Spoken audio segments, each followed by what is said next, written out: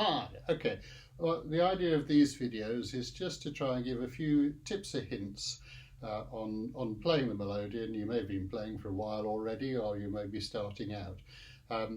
It is not supposed to be an exercise in teaching Granny to suck eggs, but you may have been playing for a while and not realised that perhaps there are ways that you might be able to do something a little bit better. So I'm going to start off this time with totally right hand technique and looking at how to make music a lot crisper.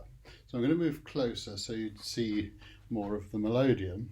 Now you may play with your thumb on the edge of the keyboard like that, that's fine, or because I've got a very wide keyboard I can put my hand right the way round like that. If I'm playing a one-row instrument I play it with the thumb on the edge to give maximum sort of leverage to the fingers, because the first thing I'd say is you need to get into a mindset where you're not pressing the keys down but you're tapping them. So useful exercise which does two things. It practices you getting crispness on the buttons and also strengthening the muscles up while you're doing it, but also gives you a sense of bellows control, is to get a reasonable amount of air in there, put your hand in what I call first position, where this finger is on button 3. I call that first position of melodeon because you actually play most tunes with your hand in that position. You can cover a full octave there. And to play arpeggios, which are the broken chord, so the bellows is going to go in the same direction all the time. So we're just going to go.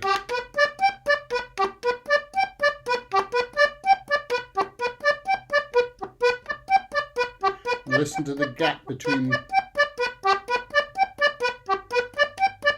See how long you can keep going before the bellows actually shut.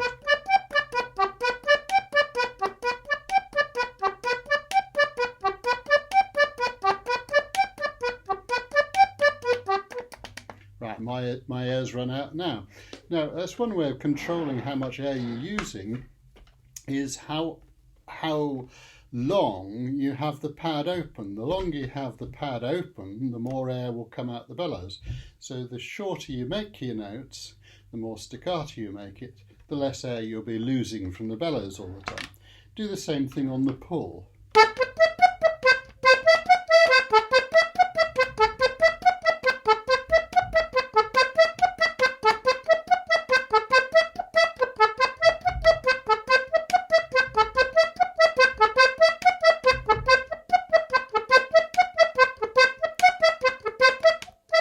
I'm going to stop there.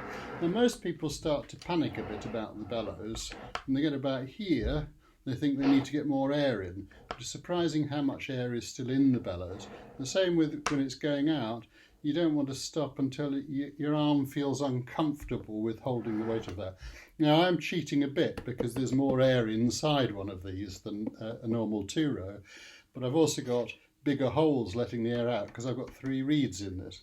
So it's a very good exercise. Now, some people have problems with their hands. I do. I have trigger finger. In fact, the whole hand locks up sometimes when I'm doing things, particularly if I'm using a screwdriver or something like that. And I have to loosen it up. It hurts like mad when I undo it. But strange enough, when I'm playing, it doesn't seem to be too much of a problem. So a good thing to do before you start is to shake your fingers out and do a bit of this movement, and perhaps put your hand onto something and bend them back a bit like that to loosen them up, you know.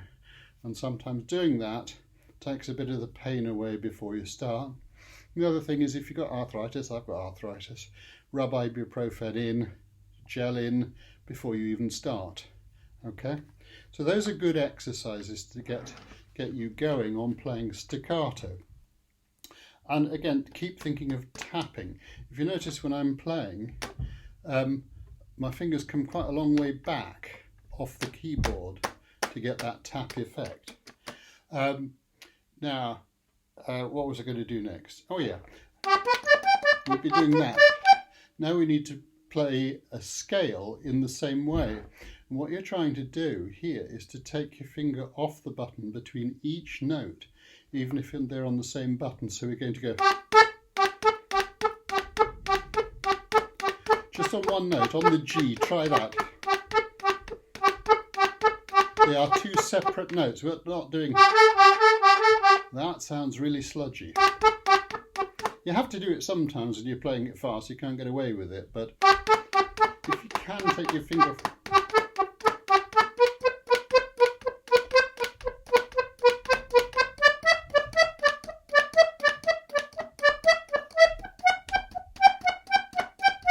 And you notice when I'm doing this, I'm not ignoring my little finger.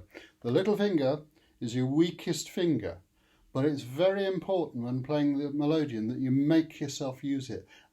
Sometimes I cheat and don't, and it sometimes aches like mad from playing, but it's very useful to play with all fingers. Okay, so we've done that technique.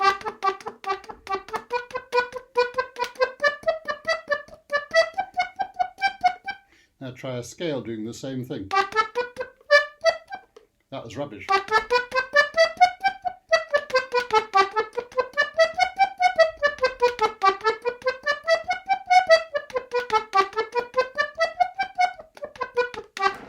And then, you notice I made a mistake. Of course you make mistakes when you're doing things. They're good. Mistakes are good in music. Right. Improvisation is the art of the constructive mistake. Okay. So, and then you can try that fast.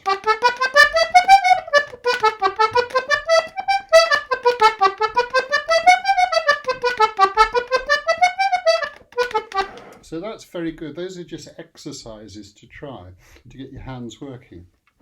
Now, let's try a tune that uses that, which is Steeple Claydon.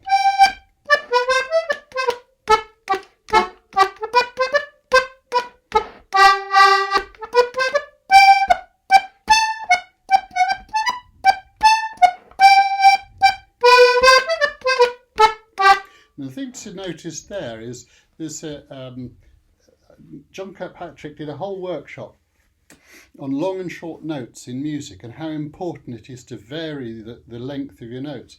If you notice in there, some of those notes I'm deliberately holding a long time, with others I'm playing very crisply.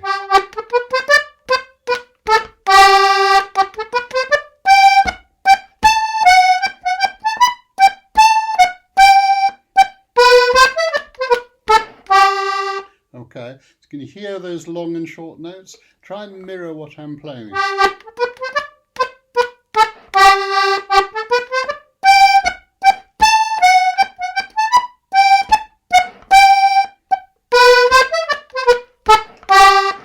Now you may play a slight variant of that when you're playing. It doesn't matter. Everybody should play variants. Okay, when you're playing, try not to play the same thing all the time. Experiment a bit. Okay, so if we play that tune through a few times, we're just concentrating on the melody end, and we go into the B music as well. Try and see if we can pick up those long and short notes. Okay.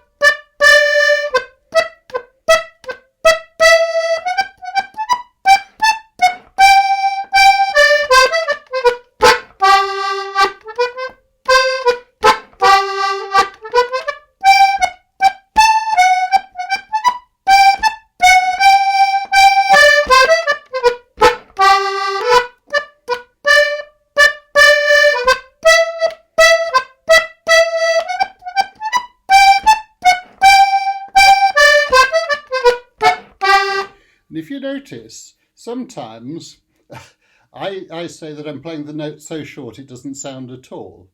It might be actually I miss the button altogether. I don't care. I don't care if I miss a note. I don't actually care if I play the wrong note. What's important is to keep the flow of the thing going.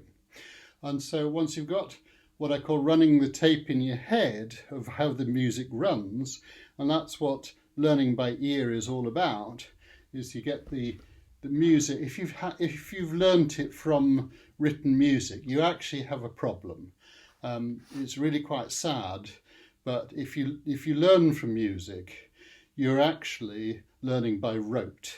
And so what you tend to find people doing is almost running a video of the music in their heads, and they're playing each note as it was written in the music.